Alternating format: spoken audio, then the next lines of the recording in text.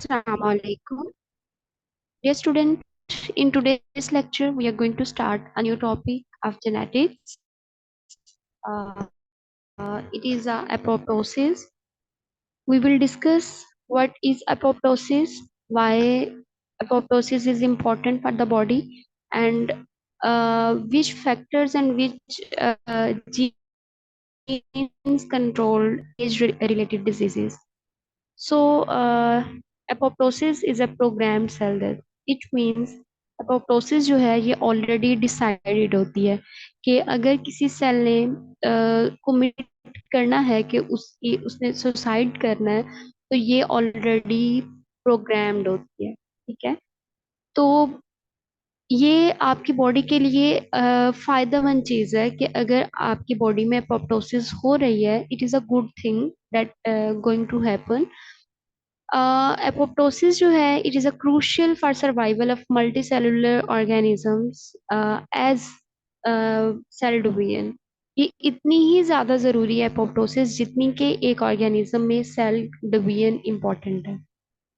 सो apoptosis आपकी body के अंदर, एक ह्यूमन की बॉडी के अंदर, एक ऑर्गेनिज्म की बॉडी के अंदर जो सेल डेथ है, वो डिफरेंट रीजंस की वजह से हो सकती है। First thing, it could be necrosis. Necrosis actually accidental cell death होती है। ठीक है। और ये आपकी बॉडी के लिए सही नहीं होती। ठीक है। यानी कि अगर आपकी बॉडी का कोई एक एरिया अफेक्टेड है, फॉर एग्जांपल पिंपल जो है वो आपकी स्किन पे बन जाता है, एंड उसको, उस पिंपल को आप जो है वो उस पस उसमें से निकालते हो, उसकी वजह से आप जो नेबरिंग सेल्स हैं उनको भी डिस्ट्रॉय कर देते हो। ठीक है। तो necrosis and accidental cell death है, जिसकी वजह से जो आपकी नेबरिंग सेल है, देयर इज अ चांस कि वो वाले सेल्स भी अफेक्ट हो जाएं। ठीक है। लेकिन apoptosis is a programmed cell death and it has advantage for your body। ठीक है। और the third reason for a cell death could be mitotic catastrophe and it is a passive pathological। और इसमें जो सेल है वो सबसे पहले उस स्वेल करता है। ठीक है। उसके बाद उसकी लाइसिस होती है। ठीक है। उसके बाद वो डेसिपेट कर जाता है, उस जगह पे इन्फ्लामेशन होती है, और इंटरनल एट द एंड। ठीक है। और ऐसे ही different circumstances and that during necrosis and classical apoptosis as well. So evolutionary conserved sequence, and it occurs in all multicellular animals including plant, and the stages and genes are same, even in invertebrate, and all the vertebrate have the same sequence and same genes for apoptosis। वही genes और वही stages जो कि एक invertebrate यानी कि nematode के अंदर है, वही जीन और वही स्टेजेस एक फ्लाई के अंदर यानी कि आर्थ्रोपोड के अंदर है, वही चीज एक माइस के अंदर जो कि एक मैमल है, और वही चीज ह्यूमंस के अंदर भी है। इसका मतलब है कि एपोप्टोसिस एक कंजर्व सीक्वेंस है और ये एवोल्यूशन को शो करता है। एवोल्यूशन को क्यों शो करता है? क्योंकि जब हम एवोल्यूशनरी हिस्ट्री को देखते हैं, कि पहले, सबसे पहले कौन से ऑर्गेनिज्म थे और with the passage of time कौन से ऑर्गेनिज्म की एवोल्यूशन हुई है और उनमें क्या चेंजेस आई हैं। अगर उनमें सिमिलैरिटी है, it means they have some connection, और इसका मतलब है कि उनके इंसेस्टर जो हैं वो पीछे वाले जो ऑर्गेनिज्म है वो उनके इंसेस्टर हैं, और जो डिसेंडेंट हैं उनमें इंसेस्टर वाले फीचर्स भी प्रेजेंट होते हैं, but they have some advance features than their ancestor. ठीक है। स्टेजेस क्या है एपोप्टोसिस की? As you can see on the screen, there is a healthy cell, और यहाँ पे इसके पास कोई भी सिग्नल आएगा, it could be extrinsic, for example it could be from outside the environment, और इंटरिंसिक भी हो सकता है कि वो सेल के अंदर से ही उसको सिग्नल मिलता है कि that cell not perform the proper function and this cell need to move out from the body। तो उसको ये सिग्नल मिलता है कि सेल को के अंदर जो चेंजेस आई हैं वो कि बॉडी के लिए सूटेबल नहीं है, तो अब इसको बॉडी से रिमूव हो जाना चाहिए, क्योंकि अगर वो जो डैमेज्ड सेल है वो आपकी बॉडी में रहेगा तो वो न्यूट्रिशन यूज करेगा, ठीक है, बट आपके लिए वही काम परफॉर्म नहीं करेगा। अल्टीमेटली जो आपके हेल्दी सेल्स हैं वो भी अफेक्टेड हो जाएंगे, ठीक है। हेल्दी सेल जो है उसको डेथ का सिग्नल मिलता है, that could be from extrinsic और intrinsic, then it commit to suicide to die, then उसकी जो है वो इनगल्फमेंट होती है, रिमूव किया जाता है, और आपकी बॉडी में जो इनगल्फ करते सेल हैं वो मैक्रोफेजेस हैं, ठीक है, जो कि आपके इम्यून सेल्स हैं, टी lymphocytes है, और जो है बी सेल्स हैं, और इसके अलावा मोनोसाइट्स जो हैं वो भी मैक्रोफेजेस का बहुत इंपॉर्टेंट रोल प्ले करते हैं। इनफैक्ट जो मोनोसाइट्स हैं वही मेजर मैक्रोफेज हैं जो कि फॉरेन पार्टिकल को भी इनगल्फ करते हैं, जो आपके डैमेज सेल हैं, जो कि आपके बॉडी के सेल थे पहले, जो पास्ट में जो है वो फंक्शनल थे लेकिन अब वो फंक्शनल नहीं है, तो उनको भी आपकी बॉडी इनगल्फ करके बॉडी से रिमूव कर देती है, और अल्टीमेटली जो एक हेल्दी सेल जो डैमेज्ड हो चुका होता है उसको बॉडी से डिग्रेड कर दिया जाता है। अब यहाँ पे जेनेटिकली जीन्स के जरिए एक्सप्लेन किया गया है कि किस तरीके से जो एक हेल्दी सेल है उसको कौन से जीन सिग्नल देते हैं जब वो एक प्रॉपर फंक्शन नहीं कर रहा होता, तो फिर हम उसको बॉडी से रिमूव करवाने के लिए कौन से सिग्नल्स प्रोवाइड करते हैं। सबसे पहले जो एक हेल्दी सेल है, ये एग्जाम्पल है सी एलिगेंस जो कि एक निमाटोड है, क्योंकि हमने डिस्कस किया कि all the invertebrate and vertebrate have the same genes and same stages for apoptosis. So it means if we are discussing here about C. elegans, it means all the humans and all the vertebrate have the same sequence.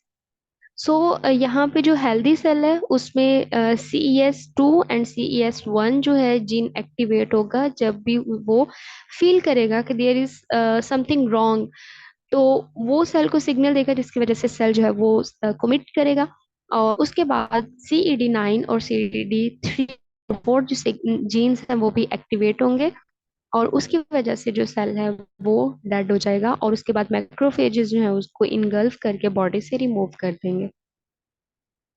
Then here is cells are balanced between life and death, ठीक है, और इसमें death signal उसको मिलता है जिसमें पहले pro apoptotic proteins भी होती हैं और एंटी एपोप्टोटिक प्रोटीन्स भी होती हैं जो कि बैलेंस करती हैं एक सेल को, ठीक है, कि कितने ज्यादा सेल जो है वो लाइव हैं और कितने ज्यादा जो सेल्स हैं उनकी मोर्टेलिटी हो रही है, यानी कि डेथ हो रही है।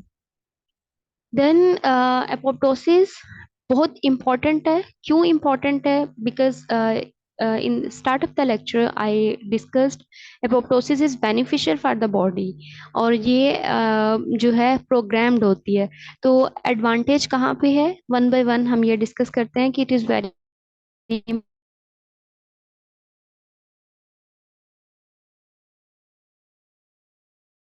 इम्पॉर्टेंट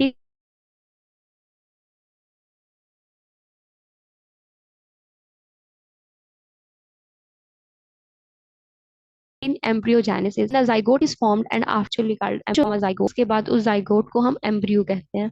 जब एम्ब्रियो की फॉर्मेशन हो रही होती है तो उसको हम एम्ब्रियोजेनेसिस कहते हैं, ठीक है, और ये एम्ब्रियो मदर के बॉडी में ही रहता है, ठीक है। अगर हम ह्यूमंस की बात करें या फिर किसी भी ऑर्गेनिज्म की बात करें, ठीक है, तो इसमें for example here on the screen you can C a hand, जिसमें मॉर्फोजेनेसिस जब उस एम्ब्रियो की हो रही होती है, यानी कि उसमें उसके डिफरेंट स्ट्रक्चर्स बनती हैं, जैसे कि यहाँ पे हाथ को दिखाया हुआ है, तो यहाँ पे डिफरेंट सेल्स उस फिंगर्स के दरमियान भी बने हुए हैं, ठीक है। तो ये एक नेचुरल प्रोसेस है जो कि अपोप्टोसिस का हो रहा है, जिसकी वजह से ये जो सेल्स हैं, एक्स्ट्रा सेल्स हैं, उनको रिमूव कर दिया जाता है ताकि जो हैंड है वो एक प्रॉपर शेप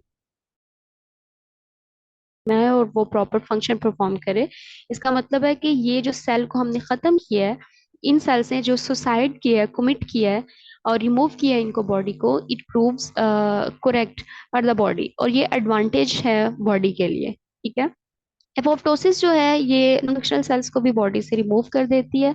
इसके अलावा ये इम्यूनिटी के जो डेंजरस इम्यूनिटी में बहुत इंपॉर्टेंट रोल प्ले करती है, और जो डेंजरस सेल्स होते हैं, सेल्फ एंटीजन रिकग्निशन सेल, ठीक है, उनको भी हम बॉडी से रिमूव करते हैं, यानी कि ऐसे सेल्स जो कि अपनी ही बॉडी को रिकॉग्नाइज करते हैं कि ये एंटीजन है, हालांकि ये उनकी बॉडी के ही सेल होते हैं, ठीक है। तो ऐसे सेल्स को भी एपोप्टोसिस से रिमूव कर दिया जाता है। और इसके अलावा जो एक्सेस सेल्स होते हैं, यानी कि एक ऑर्गन का साइज जो है वो ऑप्टिमाइज होता है, उसके बाद अगर एक्स्ट्रा सेल्स हैं तो उसको भी अपोप्टोसिस से रिमूव कर दिया जाता है। ठीक है। Here you can see tissue remodelling, जिसमें एक वर्जन ममरी ग्लैंड है, और उसके बाद लेट प्रेगनेंसी और लैक्टेशन में, और उसके बाद एपोप्टोसिस के बाद जो है वो नॉन प्रेग्नेंट और नॉन लैक्टेटिंग जो है उसको जो एक्स्ट्रा सेल्स है उनको रिमूव कर दिया जाता है। और ऐसी prostate gland which is present in male, और इसमें भी टेस्टोस्टेरोन है, उसके बाद इसका जो साइज है वो डिक्रीज कर जाता है क्योंकि जो एक्स्ट्रा सेल्स है उनको एपोप्टोसिस से रिमूव कर दिया जाता है। देन टिश्यू रिमॉडलिंग की जाती है कि जो सेल्स जिनकी जरूरत नहीं होती उनको बॉडी से रिमूव कर दिया जाता है। इसका काम क्या होता है? lymphocytes आपकी बॉडी के बहुत इंपॉर्टेंट सेल्स हैं जो कि हमेशा कब एक्टिवेट होते हैं? कोई फॉरेन पार्टिकल, कोई भी पैथोजन बॉडी के अंदर एंटर होता है, आपके जो lymphocytes हैं वो उनको किल करने की कोशिश करते हैं। तो रेस्टिंग lymphocyte है, जब ये एंटीजन के साथ बाइंड करते हैं, इन्फेक्शन कॉज होता है, तो हम उस एंटीजन को बॉडी से रिमूव कर देते हैं, और फिर बॉडी जो है वो रिकवरी के साइड पे आ जाती है। इसी तरह से स्टेरॉइड इम्यूनो सप्रेसेंट जो कि किल करते हैं, किल lymphocyte बाय एपोप्टोसिस, और lymphocyte poised to die by apoptosis. Then organ के साइज को और ऑर्गन के फंक्शन को भी हम रेगुलेट करते हैं with the help of apoptosis. और जो भी सेल लॉस्ट है उसको हम रिप्लेस कर देते हैं, मतलब कि जो सेल एपोप्टोसिस के जरिए हमने अपनी बॉडी से रिमूव किया है उसकी जगह पे नए सेल जो हैं वो दोबारा से सेल डिवीजन के जरिए रिप्लेस कर दिया जाता है वहां पे डिस्कस किया गया है। And this is a physiological pathway, because we have discussed about the genetic pathway. Different genes हैं जो कि एक्टिवेट होते हैं एपोप्टोसिस के दौरान, तो यहाँ पे जो डिफरेंट पाथवे हैं वो एक्टिवेट होते हैं, जैसे कि फैस लाइगेंड और टीएनएफ आर जो है ये मेम्ब्रेन के साथ जाके अटैच हो जाता है उस सेल की जिस सेल ने कमिट करना होता है। ठीक है। और उसके बाद जो है ये एक इनएक्टिव फॉर्म में उसको एक्टिवेट करता है। इनएक्टिव जो है वो प्रोकैस्पेस है जिसको एक्टिवेट किया जाता है फिर से, और फिर उसको इनएक्टिव फॉर्म में कन्वर्ट किया जाता है, फिर उसको एक्टिवेट किया जाता है, और एट द एंड जो वो सेल है वो डेथ की तरफ चला जाता है। यहाँ पे कुछ इंटरिंसिक फैक्टर्स को डिस्कस किया गया है कि माइटोकॉन्ड्रिया है, और माइटोकॉन्ड्रिया के अंदर साइटोक्रोम सी रिलीज किया जाता है। साइटोक्रोम सी जैसे ही रिलीज होगा वहाँ पे प्रोकैस्पेज 9 क्लीवेज जो है वो साइटोक्रोम सी रिलीज होने के बाद ये इसमें कन्वर्जन हो जाएगी, उसके बाद प्रो एक्सक्लूजन कैस्पेज 3 क्लीवेज, और उसके बाद जो है क्लीवेज ऑफ सेलुलर प्रोटीन और न्यूक्लियस एक्टिवेट हो जाएगा, और अल्टीमेटली जो सेल है उसकी डेथ हो जाती है। ठीक है। इसी तरीके से फिजियोलॉजिकल रिसेप्टर पाथवे और इंटरिंसिक डैमेज पाथवे जो है ये इनके सिग्नल माइटोकॉन्ड्रिया के पास आते हैं जो कि क्लीवेज कैस्केड को एक्टिवेट करते हैं, और वो जो है प्रोटीन और डीएनए की क्लीवेज करवाते हैं। ठीक है। और फिर जो है वो सेल की क्रॉस लिंकिंग होती है और उसमें इनगल्फमेंट का प्रोसेस होता है, but there is no inflammation occurs here. ठीक है। एपोप्टोसिस का डिजीज में भी बहुत इंपॉर्टेंट रोल है, क्योंकि ये टिश्यू एट्रोफी भी करवा देती है, जैसे कि न्यूरो डिजनरेशन, यानी कि स्किन जो है वो थिन हो जाती है, but too little means in hyperplasia, यानी कि अगर एपोप्टोसिस बहुत कम हो रही है तो हाइपरप्लेजिया भी हो सकता है। हाइपरप्लेजिया मतलब सेल का नंबर बहुत ज्यादा इंक्रीज कर रहा है। ठीक है। और ये अगर होगा तो उसकी वजह से कैंसर भी हो सकता है, बिकॉज कैंसर में भी क्या होता है, नंबर ऑफ सेल्स बहुत ज्यादा इंक्रीज कर जाता है, और इनका जो नंबर है वो अनकंट्रोल्ड जो है हो जाता है, और अनकंट्रोल टाइम जो है वो डिवाइड करता ही रहता है विदाउट एनी कंट्रोल। और आर्टेरियोस्क्लेरोसिस भी हो सकता है, आर्थरियोस्क्लेरोसिस यानी कि आर्टरीज की हार्डनिंग भी हो सकती है इसकी वजह से, due to deposition of cholesterol. So, in neurodegeneration, neurons are post-mitotic. It means cannot replace themselves.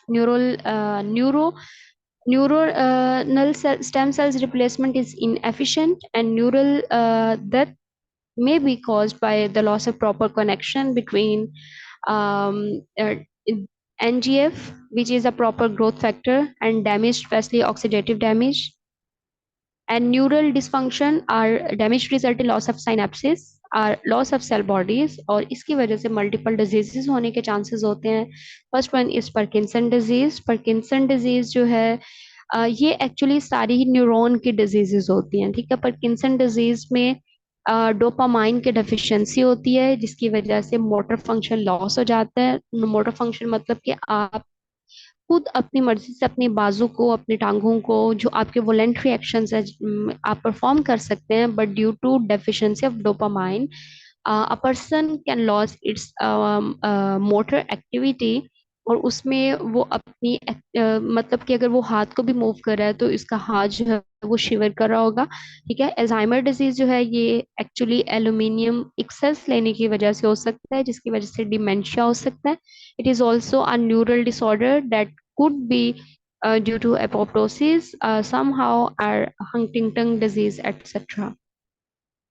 It means कि एपोप्टोसिस यहाँ पे न्यूरो डिजेनरेशन का काम कर रही है. ठीक है, तो अगर एपोप्टोसिस गलत तरीके से काम कर रही है तो फिर आपकी बॉडी के लिए डिसएडवांटेज है. वरना आप अगर एक प्रॉपर एक नॉर्मल पर्सन है, उसकी डाइट अच्छी है, उसके हॉर्मोन्स अच्छे हैं, उसके जीन्स अच्छे से काम कर रहे हैं, तो उसके एपोप्टोसिस जो है वो एक पॉजिटिव वे में रोल प्ले कर रही है. बट सम टाइम एपोप्टोसिस जो है वो डिफरेंट फैक्टर्स की वजह से आपके जो सही वाले सेल्स हैं उनको भी डैमेज करना शुरू कर देती है, जिसकी वजह से मल्टीपल डिजीजेस होने के चांसेस हो सकते हैं. ठीक है, एपोप्टोसिस का कैंसर में भी रोल हो सकता है कि अगर एपोप्टोसिस जो है वो सेल का नंबर बहुत इंक्रीज कर रहा है और वो उन एक्स्ट्रा सेल्स को बॉडी से रिमूव करने में काम नहीं कर रही है, तो it can result cancer. Apoptosis eliminate damaged cell. Tumor suppressor p53 control senescence and apoptosis respond to damage. Most cancer cells are defective in apoptotic response. High level of anti apoptotic protein, इसकी वजह से क्या होगा, anti apoptotic protein बहुत high हो जाएगी जो कि एपोप्टोसिस को प्रिवेंट कर रही है. ठीक है, और low level of pro apoptotic protein, जिसकी वजह से क्या हो सकता है, कैंसर हो सकता है. इसके अलावा एजिंग में भी काम करती है. Both too much and too little apoptosis both are the evidence for ageing. और too much accumulated oxidative damage, जिसकी वजह से टिश्यू डिजनरेशन हो सकता है. अगर बहुत कम होगी इसकी वजह से डिफेक्टिव सेंसर्स होंगे, सिग्नल्स डिफेक्टिव होंगे, और जो हाइपोप्लेजिया है वो बहुत ज्यादा होगा. ठीक है, एपोप्टोसिस जो है जैसे हमने डिस्कस किया कि एपोप्टोसिस जो है ये न्यूरो डिजेनरेशन कॉज करती है, कैंसर कॉज करती है, अगर वो रॉन्ग वे में आपकी बॉडी में फंक्शन कर रही है. वरना apoptosis is a programmed cell death and it is a essential component and it is a beneficial component for your body.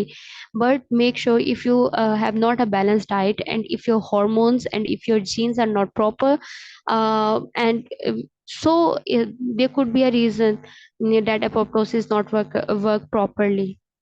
ठीक है, that's all about apoptosis. I hope आपका आज का लेक्चर आपको हेल्पफुल रहा होगा. अगर आपको आज की वीडियो पसंद आई है तो प्लीज़ वीडियो को लाइक करें, शेयर करें, सब्सक्राइब करें. Stay connected. अपना ख्याल रखिएगा. अल्लाह हाफ़िज़.